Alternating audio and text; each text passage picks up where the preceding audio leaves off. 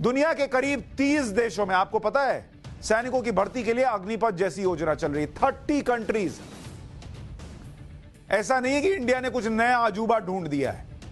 और बड़े बड़े सुपर पावर ऐसी अग्निपथ जैसी योजना चला रहे हैं जिसमें 4 साल या इससे भी कम समय के लिए सैनिकों की भर्ती होती है। सबसे पहले अमेरिका की बात करते हैं, जिसके पास दुनिया की सबसे ताकतवर सेना है। यहां सैनिकों की भर्ती 4 साल के लिए होती है। इसके बाद 4 साल के लिए रिजर्व ड्यूटी होती है। किसी युद्ध या इमरजेंसी की स्थिति में इन्हें ड्यूटी पर बुलाया जा सकता है।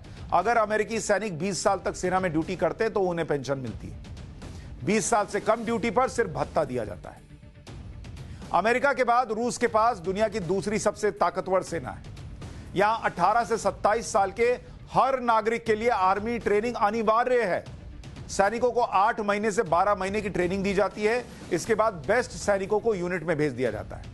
जो बच जाते हैं वो ट्रेनिंग खत्म के बाद सेना के बाहर दूसरे काम कर सकते हैं। युद्ध की स्थिति में ऐसे ट्रेंड सैनिकों को आर्मी यूनिट्स ड्यूटी पर बुला सकती है। भारत के पड़ोसी देश चीन, उसके पास दुनिया की सबसे बड़ी सेना है। चीन ने 2035 तक सेना के मॉडर्नाइजेशन का लक्ष्य रखा है, जिसकी वजह से पिछले कुछ सालों में चीन ने सैनिकों की भर्ती से ज्यादा मॉडर्नाइजेशन पर काम किया। चीन की सेना में भर्ती के लिए अग्निपथ जैसी योजना है। चीन की थल सेना में सैनिकों की भर्ती 3 साल के लिए होती है। नौसेना और वायुसेना में यह 4 साल की होती है। सैनिक ज्यादा से ज्यादा 12 साल तक सेना में सक्रिय सेवा दे सकते हैं। यूरोप में फ्रांस के पास सबसे ज्यादा सैनिक हैं। यहां सैनिकों की भर्ती कॉन्ट्रैक्ट बेसिस पर होती है। सैनिक और आर्मी के बीच पहले 1 साल का कॉन्ट्रैक्ट होता है, जिसे 5 साल तक के लिए बढ़ाया जा सकता है। सैनिकों को 3 महीने की ट्रेनिंग दी जाती है। फ्रांस की आर्मी में कम से कम 19 साल सेवा देने वाले को ही पेंशन मिलती है। इजराइल एक और पावरफुल कंट्री, वहां आर्मी को दुनिया की सबसे स्मार्ट मिलिट्री यूनिट माना जाता है। यहां के हर नागरिक के लिए आर्मी में भर्ती होना अनिवार्य है।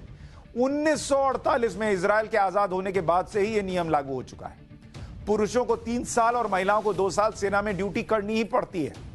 3 साल और 2 साल की ड्यूटी करने के बाद करीब 10% सैनिकों का यूनिट्स में सिलेक्शन होता है। मात्र 10%।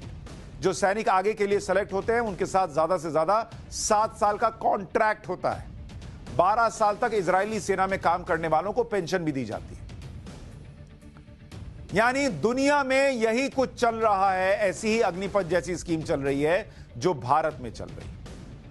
लेकिन भारत में जिस तरीके का विरोध हो रहा है वो दुनिया में कहीं नहीं हो रहा।